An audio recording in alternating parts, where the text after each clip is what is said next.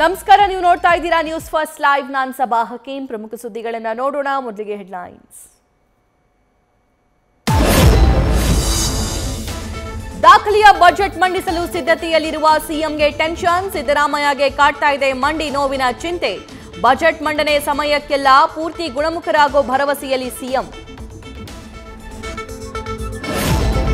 ಮಹಾಕುಂಭಮೇಳದಲ್ಲಿ ಭಾಗಿಯಾಗಿದ್ದ DCM DK Shivakumar KPCC ಅಧ್ಯಕ್ಷರ ಪುಣ್ಯ ಸ್ನಾನದ ಬಗ್ಗೆ ರಾಜ್ಯ ಕಾಂಗ್ರೆಸ್ನಲ್ಲಿ ಸಾಫ್ಟ್ ಹಿಂದುತ್ವದ ಮೊರೆ ಹೋದ್ರಾ ಅನ್ನೋ ಚರ್ಚೆ. ಧಾರ್ಮಿಕ ವಿಚಾರ ಆಚರಣೆಗಳಲ್ಲಿ ರಾಜಕೀಯ ಬೇಡ ಅಂತ ಸಂದೇಶ ರವಾನಿಸಿದ ಡಿಕೆ ಶಿವಕುಮಾರ್.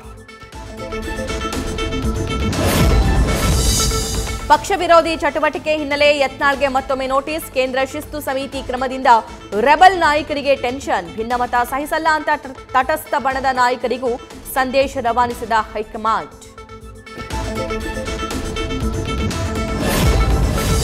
ಎರಡು ತಿಂಗಳಿಂದ ಬಂದ್ ಆಗಿದ್ದ ಮಂಡ್ಯದ ಮಿಮ್ಸ್ ಐಸಿಯು ಒಂದೇ ದಿನದಲ್ಲಿ ಓಪನ್. ಖಾಸಗಿ ಆಸ್ಪತ್ರೆಗಳ ಲಾಬಿ ಬಗ್ಗೆ ನ್ಯೂಸ್ ಫಸ್ಟ್ ವರದಿ ಮಾಡ್ತಾ ಇದ್ದಂತೆ ಎಚ್ಚೆತ್ತ ಅಧಿಕಾರಿಗಳು. ಮಿಮ್ಸ್ ಐಸಿಯುನಲ್ಲೇ ರೋಗಿಗಳಿಗೀಗ ಚಿಕಿತ್ಸೆ. ಬಾನಂಗಳದಲ್ಲಿ ಲೋಹದ ಹಕ್ಕಿಗಳ ಮ್ಯಾಜಿಕ್ಗೆ ಇವತ್ತು ಎರಡನೇ ದಿನ.